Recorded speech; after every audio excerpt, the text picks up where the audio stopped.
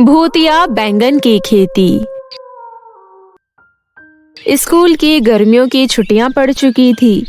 नीलू और बंटी अपने mummy papa के साथ गर्मियों की छुट्टियां बिताने के लिए नानी के गांव चले गए। नानी के घर पहुंचते ही नीलू और बंटी अपनी नानी के गले लग गए। नानी माँ, हमने आपको बहुत याद किया। मैंने भी तुम दोनों को खूब याद किया मेरे बच्चों। चलो चलो अंदर चलो।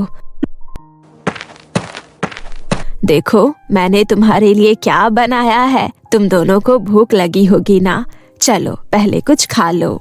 नीलू और बंटी ने नानी माँ के हाथों का बनाया हुआ खाना जमकर खाया और फिर सो गए। अगली सुबह उनकी माँ सुष्मिता उन्हें उठाने आई। नीलू, बंटी, जल्दी उठो, देखो सुबह हो गई और तुम दोनों अभी तक सोए पड़े हो। माँ, बहुत अच्छी नींद आ रही थी इसलिए पता नहीं चला।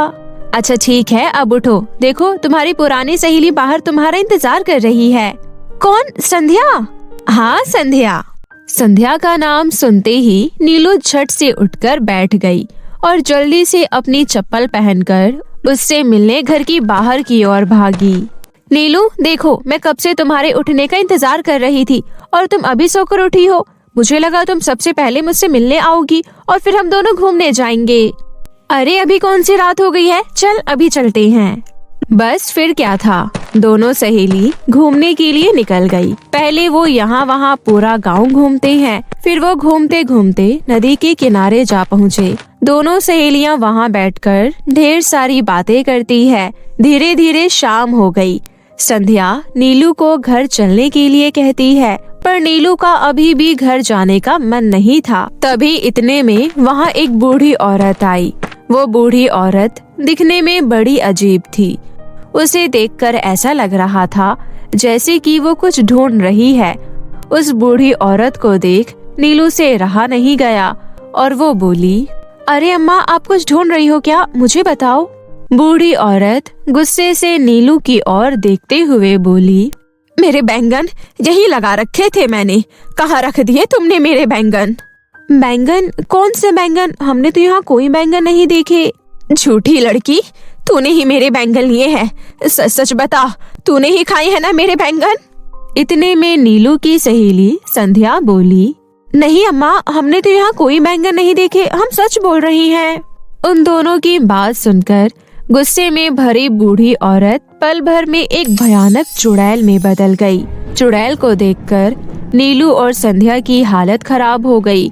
वो दोनों चिल्लाते हुए वहाँ से भागने लगी, लेकिन चुड़ैल ने उन दोनों को पीछे से पकड़ लिया।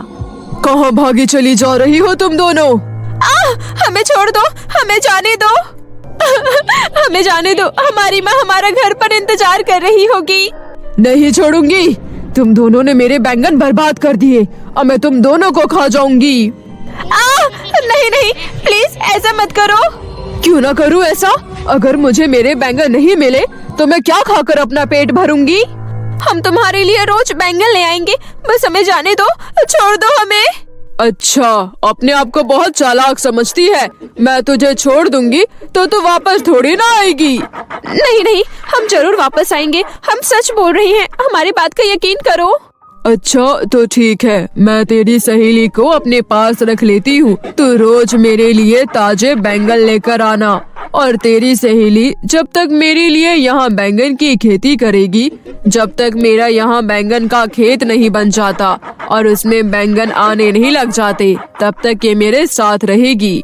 नहीं नहीं, ऐसा मत करो, मैं घर जाकर सबको क्या बोलूँगी? वो तू जाने, लेकिन अगर तूने कोई भी चालाकी की तो मैं तेरी सहेली को मार डालूंगी। नहीं, मेरी सहेली को कुछ मत करना, मैं किसी को कुछ नहीं बताऊंगी। ठीक है, फिर जा यहाँ से और मेरे लिए बैंगन लेकर आ। और हाँ, याद रहे कि मुझे रोज ढेर सारे बैंगन चाहिए, वो भी समय पर। ठीक है, मैं तुम्हारे लिए रोज बैंगन ले आऊंगी, पर मेरी सहेली को कुछ मत करना। अब जा जल्दी, मुझे बहुत भूख लगी है। नीलू बेचारी डरी हुई भागते हुए अपने घर जा पहुंची और सीधा रसोई में गई।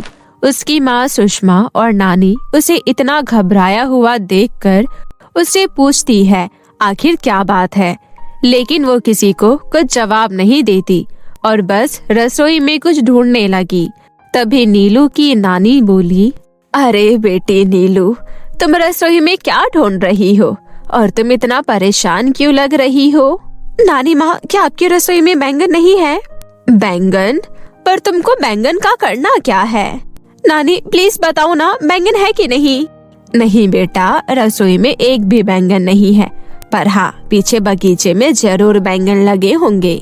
नीलू दौड़ते हुए सीधे बगीचे में चली गई और वहाँ से ढेर सारे बैंगन एक टोकरी में भरकर नदी किनारे पहुंचकर संध्या को पुकारने लगी। वहाँ संध्या तो नहीं आई, लेकिन चुड़ैल उसके सामने आकर खड़ी हो गई। नीलू के पास ढेर सारे बैंगन देख चुड़ैल पागलों की तरह हंसते हुए बोली, बैंगन, मेरे प्यारे बैंगन। चुड़ैल नीलू के हाथ से बैंगन की टोकरी छीनकर उनमें से एक एक बैंगन निकाल कर खाने लगी। वहीं नीलू चुड़ैल को इस तरह कच्चा बैंगन खाते हुए देखकर बड़ी हैरान हो रही थी। तभी नीलू चुड़ैल से कहती है, मेरी सहेली कहाँ है? वो नदी के उस पार मेरे लिए खेती कर रही है। जब तक मेरे खेत तैयार नहीं हो जाते और उसमें बैंगन आने नहीं लगते, तब तक मैं उसे नहीं जाने दूंगी, समझी? इसलिए दोबारा मुझसे उसके बारे में मत पूछना और मेरे लिए हर रोज बैंगन लाती रहना। नीलू उदास मन से वापस घर चली गई। घर पर उसकी नानी और माँ दोनों उससे पूछती है कि वो बैंगन लेकर कहाँ गई थी, लेकिन वो किसी को कुछ नहीं बताती। वो बस अपने कमरे में जाकर सो गई। नीलू अगले दिन दोबारा बैंगन से भरी टोकरी लेकर उस चुड़ैल के पास पहुंची। चुड़ैल रोज नीलू के लाए हुए बैंगन मजे से खाती।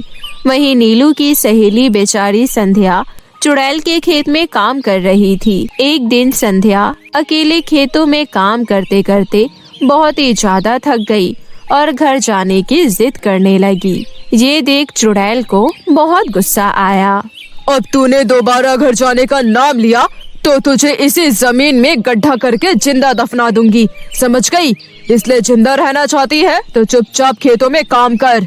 बेचारी संध्या चुपचाप बैंगन की खेती करने में लगी रहती है और कब उसमें से बैंगन निकलेंगे और कब चुड़ैल उसे आजाद करेगी। ऐसे ही काफी दिन निकल गए। फिर एक दिन संध्या के माता पिता नीलू की नानी के घर आए और संध्या के बारे में पूछने लगे। संध्या तो कब से यहाँ आई ही नहीं और नीलू तो घर पर ही रहती है। नीलू की नानी की बात सुनकर संध्या की माँ सुनीता बोली, पर संध्या तो घर पर नहीं है। मैं और संध्या के पापा कुछ दिन के लिए संध्या की नानी के घर गए थे, क्योंकि वो काफी बीमार थी। संध्या को यहाँ अकेला छोड़कर गए थे। आज सुबह जब हम वापस आए तो पड़ोसियों से पता चला कि नीलू आई हुई है। मुझे लगा वो नीलू के साथ खेल रही होगी, लेकिन इतने घंटे बीत जाने के बाद भी वो घर नहीं लौटी, तो हम यहाँ चले आए। तभी नीलू की माँ सुषमा हैरान होते हुए बोली, पर संध्या तो यहाँ कुछ दिनों से आई ही नहीं। आपकी बेटी नीलू कहाँ है? उसे जरूर पता होगा मेरी बेटी संध्या कहाँ है। वो तो घर पर नहीं है, अभी नदी की तरफ गई है। नीलू जरूर संध्या के साथ होगी, आप मेरे साथ चलो।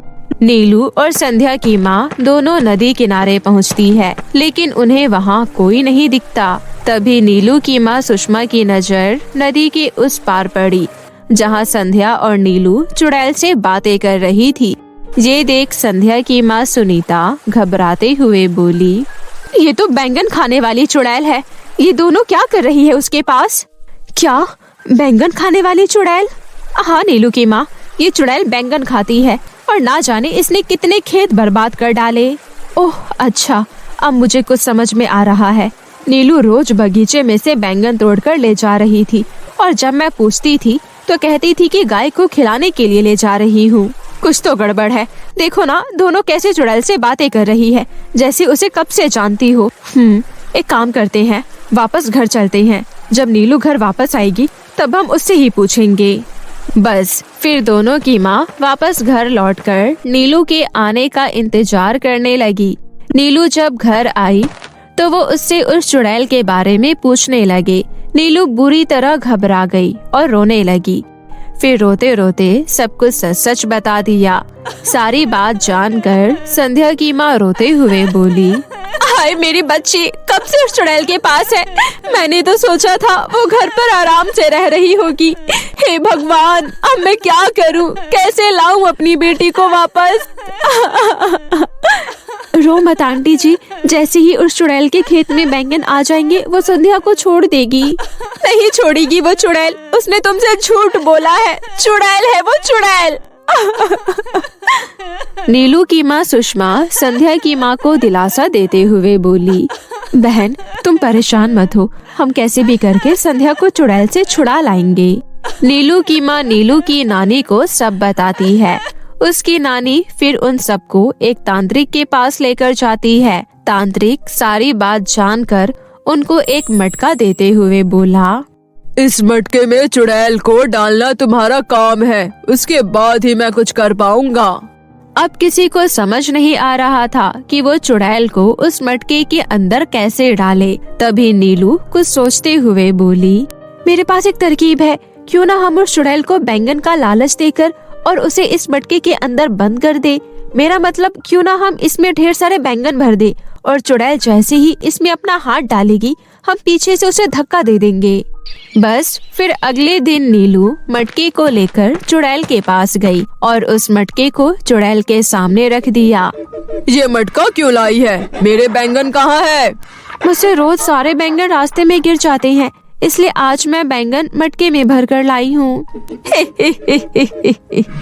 ये तूने बहुत अच्छा किया लड़की।